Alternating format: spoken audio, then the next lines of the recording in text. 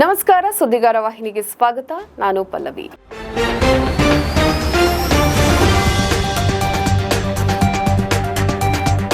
ಸುದ್ದಿಗಾರ ಈಗ ನಿಮ್ಮ ಕೇಬಲ್ ನೆಟ್ವರ್ಕ್ನಲ್ಲಿ.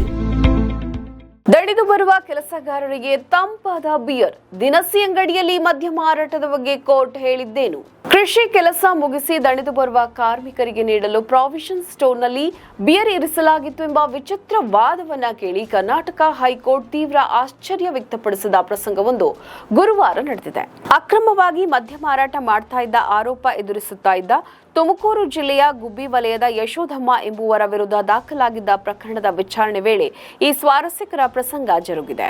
ಗುಬ್ಬಿ ವಲಯದ ಅಬಕಾರಿ ಪೊಲೀಸರು ದಾಖಲಿಸಿದ್ದ ಎಫ್ಐಆರ್ ಹಾಗೂ ಪ್ರಕರಣದ ತನಿಖೆಯನ್ನು ರದ್ದುಗೊಳಿಸುವಂತೆ ಕೋರಿ ಯಶೋಧಮ್ಮ ಅವರು ಹೈಕೋರ್ಟ್ಗೆ ಅರ್ಜಿಯನ್ನ ಸಲ್ಲಿಸಿದ್ರು.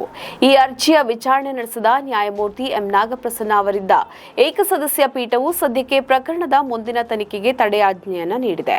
ಇದೇ ವೇಳೆ ಪ್ರಕರಣದ ಪ್ರತಿವಾದಿಯಾದ ಅಬಕಾರಿ ಇಲಾಖೆಯ ಗುಬ್ಬಿ ವಲಯದ ಉಪನಿರೀಕ್ಷಕರಿಗೆ ನೋಟಿಸ್ ಜಾರಿ ಮಾಡಿ ವಿಚಾರಣೆಯನ್ನ ಮುಂದೂಡಿದೆ.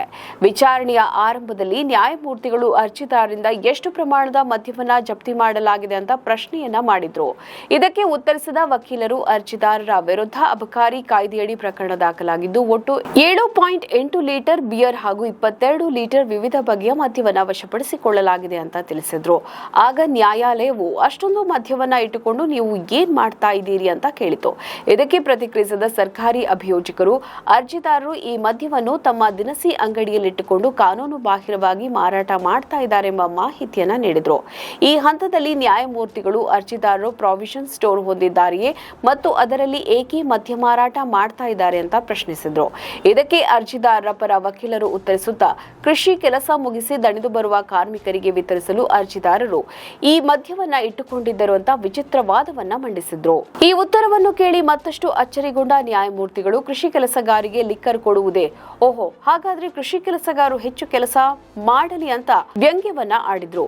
ವಕೀಲರು ಮತ್ತೊಮ್ಮೆ ಸಮರ್ಥಿಸಿಕೊಳ್ಳಲು ಯತ್ನಿಸಿ ಪಕ್ಕದ ಹಳ್ಳಿಗಳಿಂದ ಬರುವ ಕೆಲಸಗಾರರು ಅಂತ ಹೇಳಲು ಮುಂದಾದಾಗ ಅಡ್ಡ ಬಂದ ನ್ಯಾಯಾಲಯವು, ಓಹೋ ಪಾಪ ಹಳ್ಳಿಯಿಂದ ಬರುವ ಕಾರ್ಮಿಕರು ಸುಸ್ತಾಗಿ ಬರ್ತಾರೆ ಅಂತ ಅವರಿಗೆ ಬಿಯರ್ ಕೊಡ್ತೀರಾ? ಏನಿದು ಕತೆ? ಇದರ ಸದುದ್ದೇಶ ಏನು? ಪರವಾನಗಿ ಪಡೆದಿದ್ದರೆ ಅಭ್ಯಂತರ ಇರಲಿಲ್ಲ, ಆದ್ರೆ ದಿನಸಿ ಅಂಗಡಿಯಲ್ಲಿ ಟೊಮೆಟೊ ಸಾಸ್ ಪಕ್ಕದಲ್ಲಿ ಲಿಕ್ಕರ್ ಇಟ್ಟು ಮಾರಾಟ ಮಾಡಲು ಹೇಗೆ ಸಾಧ್ಯ ಅಂತ ತೀಕ್ಷ್ಣವಾಗಿ ತರಾಟೆಗೆ ತೆಗೆದುಕೊಂಡರು. ಇದು ಅಬಕಾರಿ ಕಾಯ್ದೆಯ ಸ್ಪಷ್ಟ ಉಲ್ಲಂಘನೆ ಅಂತ ನ್ಯಾಯಾಲಯ ಹೇಳಿತು. ಅರ್ಜಿದಾರರ ಪರ ವಕೀಲರು ಮುಂದುವರೆದು, ಈ ಪ್ರಕರಣದಲ್ಲಿ ಪೊಲೀಸರು ಅಬಕಾರಿ ಕಾಯ್ದೆಯ ಸೆಕ್ಷನ್ 53ರ ನಿಯಮಗಳನ್ನ ಪಾಲಿಸಿಲ್ಲ, ಅಂದರೆ ಮ್ಯಾಜಿಸ್ಟ್ರೇಟ್ ಕೋರ್ಟ್ನಿಂದ ಕಡ್ಡಾಯವಾಗಿ ಪಡೆಯಬೇಕಿದ್ದ ಶೋಧನಾ ವಾರೆಂಟ್ ಪಡೆಯದೆ ದಾಳಿಯನ್ನ ನಡೆಸಿದ್ದಾರೆ ಅಂತ ಕೋರ್ಟ್ ಗಮನಕ್ಕೆ ತಂದ್ರು. ಆಗ ನ್ಯಾಯಾಲಯವು, ಅರ್ಜಿದಾರರು ಮದ್ಯ ಕೊಡ್ತಾ ಇರೋದು ಯಾರಿಗೆ? ಹಳ್ಳಿಗಾಡಿನ ಕೃಷಿ ಕಾರ್ಮಿಕರಿಗೆ ತಾನೇ, ಅವರಿಗೆ ವಿತರಣೆ ಮಾಡಲೆಂದೇ ಮದ್ಯ ಇಟ್ಟುಕೊಂಡಿದ್ದೀರಲ್ಲವೇ? ಸತ್ಯವನ್ನ ಹೇಳಬೇಕು ಅಂತ ಸೂಚಿಸಿತು. ಅಂತಿಮವಾಗಿ ಪೊಲೀಸರು ದಾಳಿಯನ್ನ ನಡೆಸುವಾಗ ಅಬಕಾರಿ ಕಾಯ್ದೆಯ ಸೆಕ್ಷನ್ 53ರ ನಿಯಮಗಳನ್ನ ಸರಿಯಾಗಿ ಪಾಲಿಸಿಲ್ಲ ಎಂಬ ತಾಂತ್ರಿಕ ಕಾರಣದ ಆಧಾರದ ಮೇಲೆ ಹೈಕೋರ್ಟ್ ಅರ್ಜಿದಾರರ ವಿರುದ್ಧದ ತನಿಖೆಗೆ ತಡೆಯಾಜ್ಞೆ ನೀಡಿತು. ಇದೇ ವೇಳೆ ಈಗಲೂ ಪ್ರಾವಿಷನ್ ಸ್ಟೋರ್ನಲ್ಲಿ ಲಿಕ್ಕರ್ ಇಟ್ಟಿದ್ದೀರಾ ಅಥವಾ ನಿಲ್ಲಿಸಿದ್ದೀರಾ ಅಂತ ಪ್ರಶ್ನಿಸಿದ ನ್ಯಾಯಾಲಯ, ಮುಂದೆಂದೂ ಅಲ್ಲಿ ಮದ್ಯ ಇಡಬೇಡಿ ಅಂತ ಖಡಕ್ ಎಚ್ಚರಿಕೆಯನ್ನ ನೀಡಿ ವಿಚಾರಣೆಯನ್ನ ಮುಂದೂಡಿತು. ನಮ್ಮ ಈ ವಿಡಿಯೋ ನಿಮಗೆ ಇಷ್ಟ ಆದಲ್ಲಿ ಲೈಕ್ ಮಾಡಿ, ಶೇರ್ ಮಾಡಿ, ಕಮೆಂಟ್ ಮಾಡಿ ಮತ್ತೆ ಸಬ್ಸ್ಕ್ರೈಬ್ ಮಾಡಿ.